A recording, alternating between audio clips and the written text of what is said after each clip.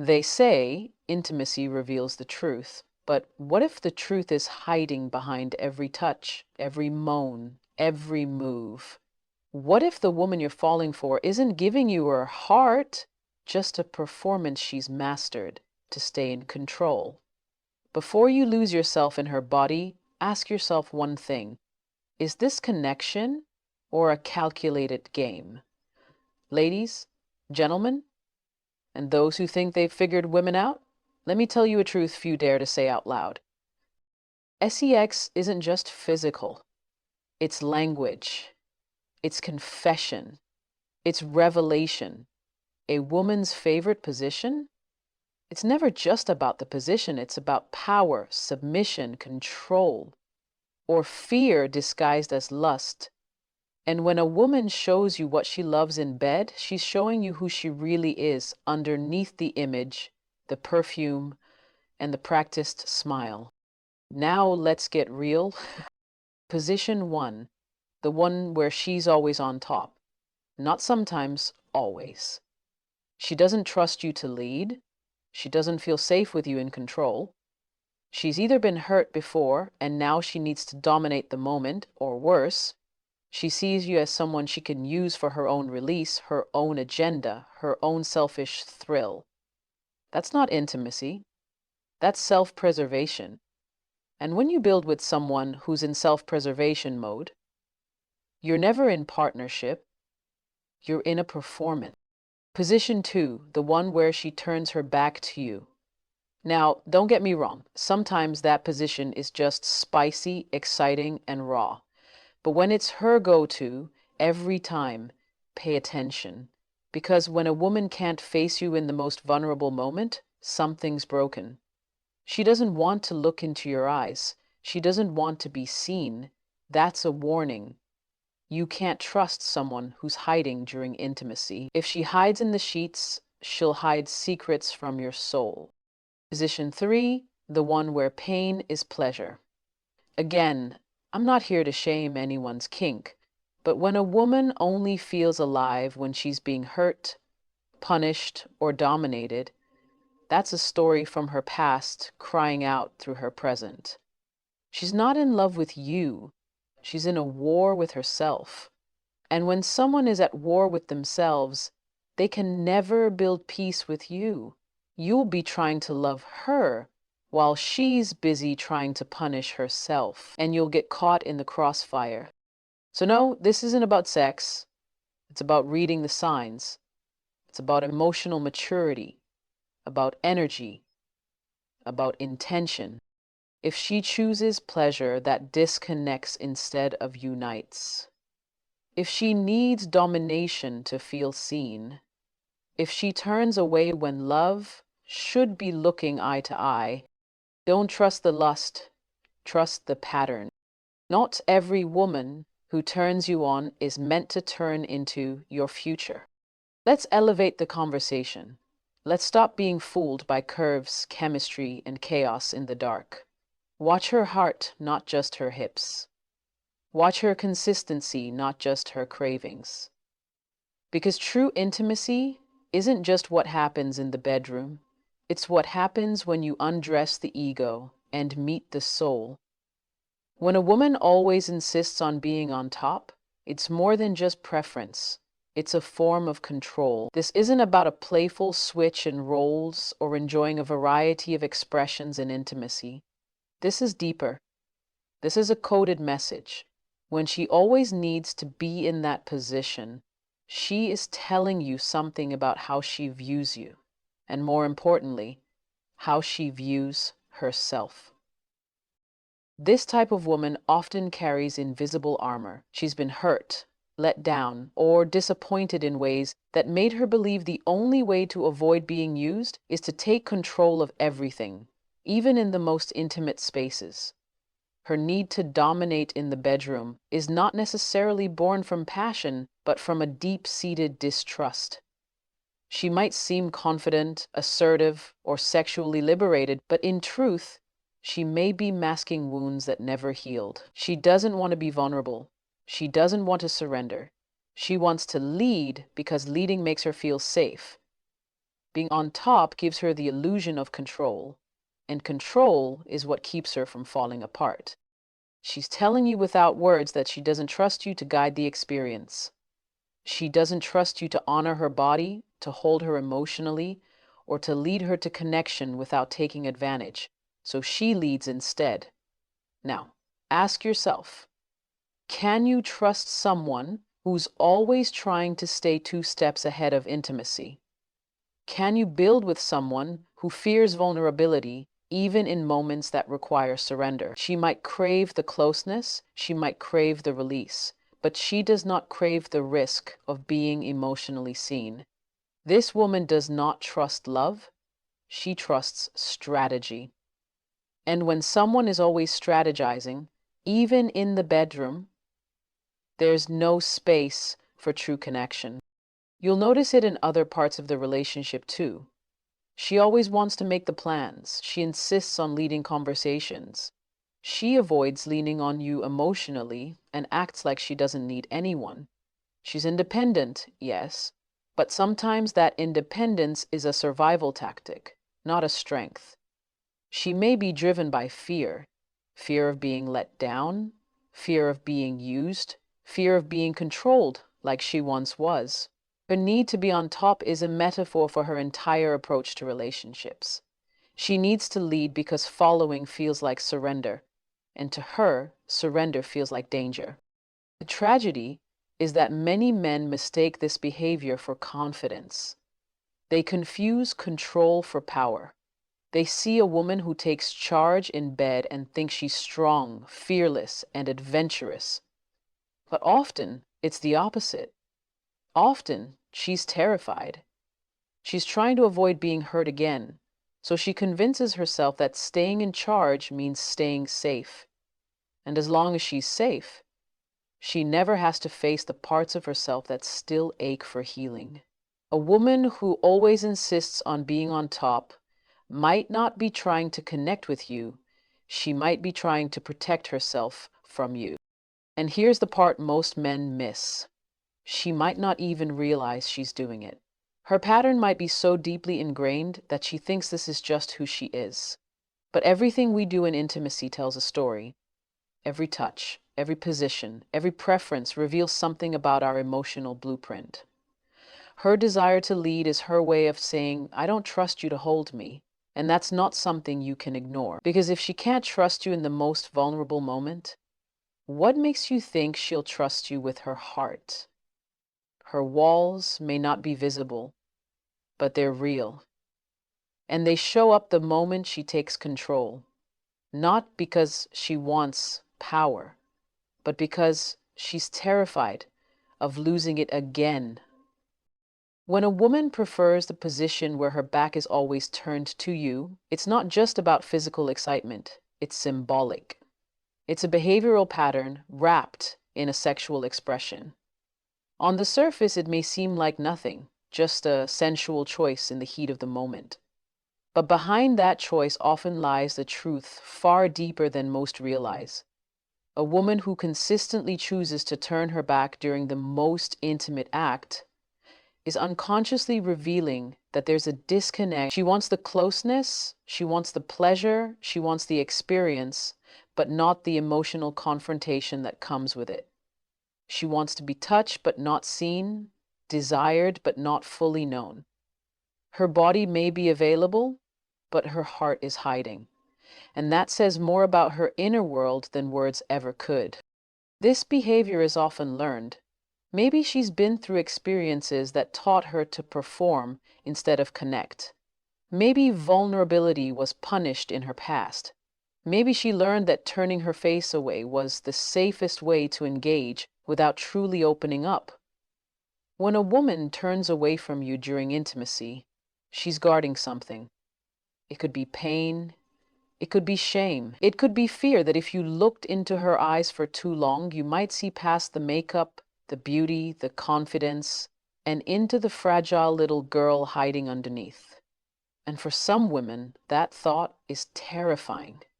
It's easier to be desired than it is to be truly seen, so she turns away. Not because she doesn't like you, but because she doesn't feel safe with the idea of being fully exposed, even emotionally. It's important to recognize that not every act of turning away is problematic. Sometimes it's just preference, curiosity, adventure. But when it becomes a pattern, when it's the only way she engages, it's time to ask deeper questions. What is she afraid you'll see? Why is she so unwilling to face you when the moment demands intimacy, not just stimulation? True intimacy requires eye contact, vulnerability, openness. It requires being present, not just physically, but emotionally. And if a woman avoids that part of the connection, it's not about the position. It's about the posture of her heart. This pattern often spills over into other areas of her life. She might be the kind of person who avoids confrontation. She may smile when she's upset or stay quiet when she's hurting. She doesn't easily communicate what's going on inside her because she's learned that silence is safer than speaking truth. So even in the bedroom, her instinct is to turn away, to hide in plain sight, to give the illusion of intimacy while keeping you at a distance, to enjoy the moment while avoiding emotional exposure. And if you're not careful, you'll think you're connecting when in reality you're only touching the surface. A woman who turns her back during intimacy may also carry deep emotional wounds. She might feel shame about her body, about her past, or about her desires. She may believe that she's not lovable when fully seen. And so she creates a buffer, a distance, a safe zone where she can be desired without risking rejection. It's not always conscious, but it's real. And if you're not paying attention, you'll miss the signs. You'll think the moment is about passion, when really, it's about protection. These are the women who often seem distant after the act is over. They pull away emotionally, they seem disconnected, even though their bodies were fully engaged. That's because the experience wasn't truly shared, it was performed. And that kind of pattern, repeated over time, creates emotional gaps that are hard to close. If she can't face you in the most vulnerable moment, she may not be ready for the kind of connection you're looking for. And until she's ready to be seen, you may always feel like you're loving someone who's halfway present, halfway hidden. When a woman prefers pain during intimacy, when roughness is no longer a momentary thrill but a constant need, it's not always about desire. It's often about something buried deeper. There are women who equate love with punishment because somewhere in their past, pleasure and pain became intertwined. Somewhere along the journey, they were conditioned to feel something only when it hurts. And now, the lines between passion and punishment have been blurred beyond recognition. A woman like this doesn't just enjoy intensity, she craves it because gentleness makes her feel vulnerable, and vulnerability is too terrifying to sit with. She uses physical pain to drown out emotional pain. She replaces emotional intimacy with the illusion of surrender through roughness, because true surrender feels dangerous. So she masks it with intensity. She masks it with noise. She masks it with acts that look like freedom, but are actually rooted in a story of survival. She may say she wants to be choked, slapped, dominated. And again, it's not about kink shaming. People express themselves differently.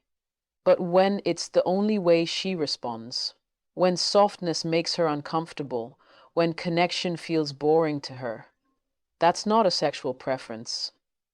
That's a psychological pattern. That's a trauma wound replaying itself in disguise. The truth is, many women carry silent stories in their bodies, stories of abuse, abandonment, neglect, or deep shame.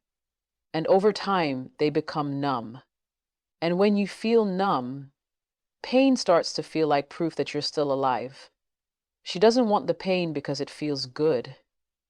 She wants it because it's the only thing that makes her feel anything at all. A woman like this may appear confident. She might talk like she's in control of her sexuality. She might even laugh and say, "I like it rough," as if it's a joke. But behind that boldness is often a frightened girl who never had the space to say, "I hurt." She performs toughness because softness was never safe. Maybe she was taught that love only came with conditions. Maybe every time she opened her heart, she was met with betrayal. So now, she builds walls made of steel and lets men in only through performances of power. She wants to prove she doesn't need anyone. She wants to prove she can take anything. But deep inside, she's longing for peace. You'll see the signs if you look close. She doesn't trust slow moments. She avoids emotional conversations. She's great at seduction, but disappears when things get too real. She thrives in chaos because chaos feels familiar. Order makes her nervous. Stability makes her feel exposed. So she seeks out experiences that match the emotional storms inside her, even if they hurt her, especially if they hurt her. Because pain feels like control. Pain feels like certainty. And love? Love feels like a risk she's not sure she can afford. There's a hidden fear in women like this. A fear that if she ever lets someone truly treat her with kindness, with softness, with patience, she might fall apart. Because then she'd have no more excuses. Then she'd have to face all the things she buried deep inside. And healing takes work. Healing requires stillness. And she's been running from stillness her whole life. So she keeps choosing partners who match her chaos, keeps choosing intensity over intimacy, keeps choosing pain over peace. Not because she wants to suffer, but because suffering is the only story she's ever known how to tell. And until she learns a new one, she'll continue to find comfort in discomfort, power in pain, and safety in being hurt. Over and over again. There's a kind of woman who turns intimacy into a game of power, not love. She doesn't approach it as a way to connect, but as a way to control. She doesn't give herself to the moment. She calculates every movement, every sound, every reaction. She knows exactly how to arch her back, how to make you feel like you're the king of the world. But she's not doing it for love. She's doing it for leverage. For this woman, sex isn't sacred. It's a weapon. It's a negotiation tool. It's a performance carefully curated to keep you hooked while keeping her heart locked behind the curtains. You'll think she's passionate, intense, maybe even in love. But you'll later realize you were just a pawn in a game she's been playing long before you arrived. She doesn't need to feel you emotionally. She just needs to read you. She knows what you want before you say it. She knows how to make you chase her, miss her, obsess over her. And once she knows she has you emotionally, she uses that power like a switch, turning it on and off whenever she pleases. You'll think she's deeply into you, but she's not. She's deeply into the control she has over your desire. Because in her world, control is safety, and losing control, even for love, feels like weakness. She learned early on that if she didn't take the lead, she'd be the one who gets played. So now, she plays first. She initiates. She dominates. She turns the most intimate act into a performance of strength, but if you look closely, you'll see the cracks in her armor. She doesn't like to be touched unless she initiates it. She doesn't allow tenderness unless she's sure she can end it on her terms. She avoids the quiet moments after because silence means reflection, and reflection means vulnerability. And she's not ready to sit with her own vulnerability. You can sleep beside her and still feel like a stranger.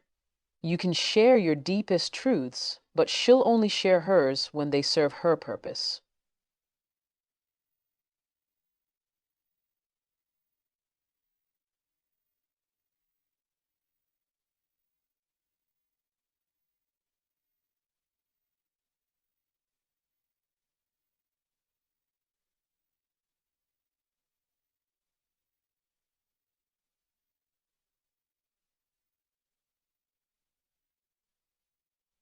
She cannot help but wonder how sure it is that only this second you were on her mind from the moment you met her to the moment you were still here. She's mastered the art of emotional detachment. She doesn't need love to feel satisfied. She needs control to feel safe. And until she feels emotionally safe, she'll continue using intimacy as a way to stay powerful, not present. She might talk about how liberated she is. She might say she's sexually free and empowered. But true empowerment doesn't come from performance, it comes from authenticity. And the woman who always needs to be in charge in the bedroom is often the woman who's terrified of what might happen if she lets go. Because if she lets go, she might have to feel. And feeling is the one thing she's trained herself to avoid at all costs. To her, surrender equals danger. So she doesn't surrender. She seduces. She conquers. And then she disappears emotionally when things get too deep. The more you try to love her, the more she distances herself.